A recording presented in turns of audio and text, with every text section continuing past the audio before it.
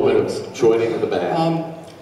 Basically what happened was, the first thing was, I was a studio musician in London, and I was working at CTS Studios in Wembley in North London, and that's N-O-R-F, North London. And I was on a break, and I was working with a bass player named Herbie Flowers, who's a great, great English bass player. And if you ever find any videos of T-Rex, for example, on YouTube, he's the bass player. But he played with lots of people, a friend of Paul's, and so we went to the restroom on our musicians' break, you know, and there's Paul McCartney zipping up his fly. You know.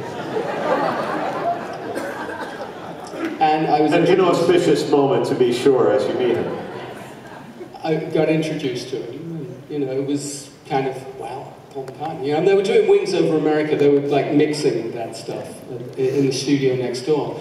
And then a few months later I worked with Denny Lane on a David Essex TV show. I was the lead guitarist in the house band, and Denny came and did Go Now, and you know, they had been doing it with a guitar solo in it, so I played Jimmy McCulloch's guitar solo that, you know, as Jimmy had done, the late Jimmy had done.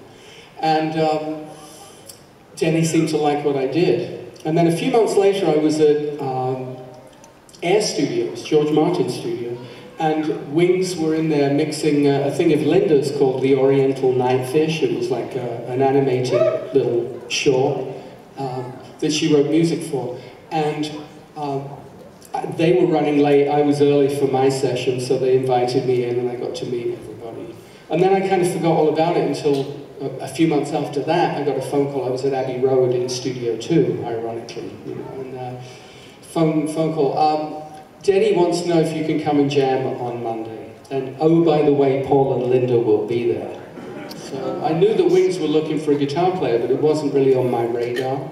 I was very happy being a studio guitar player.